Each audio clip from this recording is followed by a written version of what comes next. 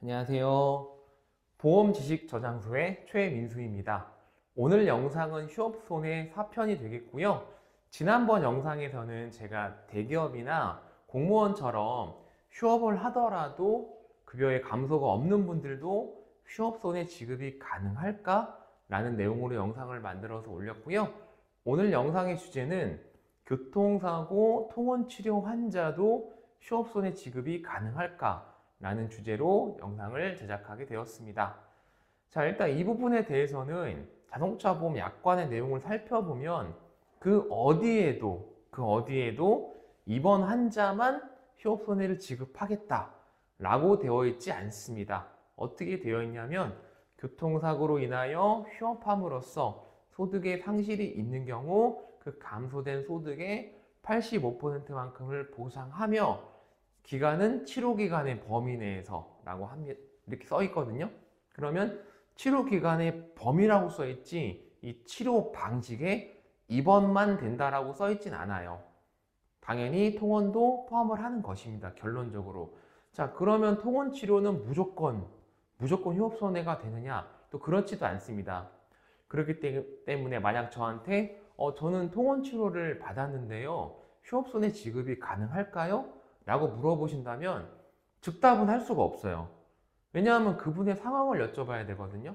자, 예를 들어서 이런 경우가 있겠죠. 어떤 분이 다리가 부러지셨어요. 수술을 하셨습니다. 수술을 하시면 한동안 입원을 하셔야 되죠. 근데 이분이 다리가 완전히 다 붙어서 나을 때까지 병원에 계신 건 아니란 말이에요. 일정 기간 입원해 계시지만 어느 정도 호전이 되면 퇴원을 하게 됩니다. 본인이 원하든 원치 않든 병원에서 퇴원을 하시라고 말씀을 드려요. 근데 이분은 다리가 부러져서 일을 못 하시잖아요. 그러니까 집에 가셔도 쉬셔야 되고 통원치료 받으러 병원에 왔다 갔다 하셔야 돼요. 그럼 이분이 통원치료 받은 그 기간은 휴업손해를 드려야 될까요? 안 드려야 될까요? 네, 드리는 게 맞겠죠. 자, 아니면 또 다른 예를 들어볼까요? 이번에 어떤 분이 팔이 부러졌어요. 팔이 부러졌는데 팔이 부러진 경우 같은 경우는 다리가 부러진 경우에 비하면 입원 기간이 조금 더 짧습니다. 왜냐하면 생활에 크게 불편을 주진 않기 때문에 환자 본인도 병원에 있는 것보다 퇴원하시는 걸 조금 더 선호를 하세요. 그럼 이분은 퇴원을 하시면 일을 할 수가 있나요? 예를 들어 이분이 뭐 기술직 종사자예요. 아니면 운전을 하셔야 돼요. 근데 한쪽 팔이 부러졌어요.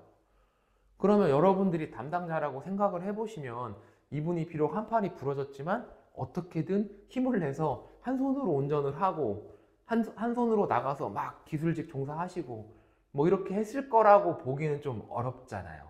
그러니까 이런 분들도 통원 치료를 받으신다 하더라도 휴업손해를 드리는 게 맞는 거죠. 자, 근데 어떤 경우가 좀 애매할까요? 예를 들어 어떤 분이 무직자, 가정주부이신데 예를 들어 가정주부 같은 경우는 휴업손해 지급 대상이 되는 게 맞죠.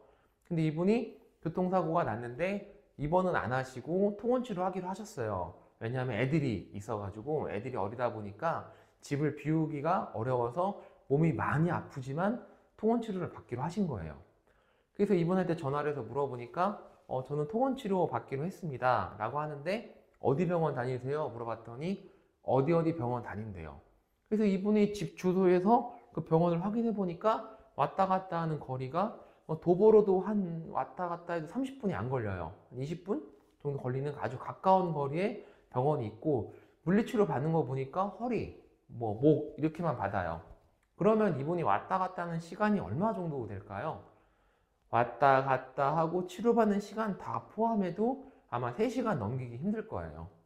근데 이런 분들이 저 휴업손해 주세요. 저는 아이들 때문에 많이 아프지만 입원을 못했으니까 휴업손해 주세요 라고 말을 하면 담당자 입장에서 어떻게 생각을 하게 될까요? 아, 우리 선생님 사정은 알겠는데 근데 하루에 제가 봤을 때 병원 왔다 갔다 하는 시간까지 다 포함해도 3시간이 안 되실 것 같은데 그걸 가지고 휴업손해를 다 달라고 하시는 건 좀 무리가 있습니다. 이렇게 말을 하겠죠. 네, 그렇기 때문에 이런 얘기도 있잖아요. 뭐 통원치료 3일당 하루 정도는 휴업손해 계산해준다. 그게 이런 데서 나오는 얘기예요. 이분이 병원을 3일 정도 통원치료 가시면 뭐 한 개인의 일상에서 9시간 정도는 빠지는 셈이 되죠. 통원치료 받느라.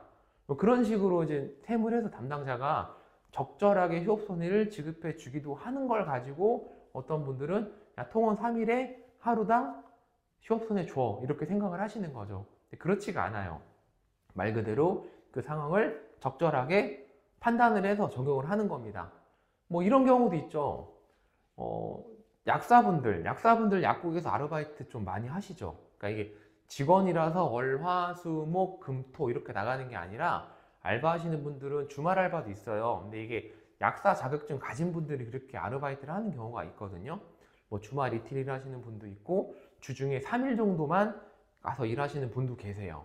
그러니까 약국 주인은 따로 있고 그 밑에서 이렇게 약사 자격증을 가지고 일정 기간만 아르바이트를 하는 분들이 계시는데 이분들 같은 경우는 급여를 받는 게 아니라 일한 일수만큼 일당을 이렇게 받는다고 제가 알고 있어요. 이분들이 근데 출근하는 길에 사고가 난 거예요. 병원에 갔어요. 하루 일을 못했어요. 입원은 안 하기로 하셨어요. 통원치료만 받기로 하셨어요. 통원치료 가는 날은 아르바이트를 그냥 쉬기로 하셨어요. 약국 주인이랑 잘 얘기해서. 이분들이 휴업손해 주장을 하면 줘야 될까요? 안 줘야 될까요? 저는 담당일 때 그랬죠. 이렇게 아르바이트로 받는 급여의 형태는 세금 신고가 안 되기 때문에 저희가 세금 신고 안 된 비용을 다 드릴 수는 없다. 그러나 휴업하신 게 맞다고 인정이 되면 일용근로직으로 지급을 하겠다. 이런 식으로. 그래서 정리를 하자면 휴업손해라고 하는 것은 입원 치료일 때만 주는 것은 아니다. 이거는 확실해요. 이건 어떤 보험사든 그렇게 말하면 잘못 말하는 겁니다. 통원 치료는 휴업손해 못 드려요. 이렇게 말씀하신다면 잘못된 거예요. 다만 통원 치료의 경우 본인이 휴업했다는 그 사실을 조금 객관적으로 약간 증명을 해야 되겠죠. 자신의 상황을 잘 얘기하시면 돼요. 아까 말씀드린 것처럼 이렇게 주장을 잘 하신다면 보험회사 직원한테 충분히 어필이 될 수가 있는 겁니다. 근데 이렇게 좀 말도 안 되는 경우들이 있기는 해요. 누가 봐도 정말 경상, 진짜 사고 자체가 굉장히 작은 경미한 사고예요. 근데 그것 때문에 나는 아파서 일을 못 나갔다라고 주장을 하신다면 주장이 인정되기가 쉽지가 않겠죠. 그렇기 때문에 추가적으로 이 영상을 보시고도 이해가 안 간다, 내 상황도 설명해 달라 하시는 분들은 아래쪽 하단에 댓글에 제 개인 블로그나 네이버 톡을 이용하여 문의를 주시면 제가 최대한 열심히 답변 드리도록 하겠습니다.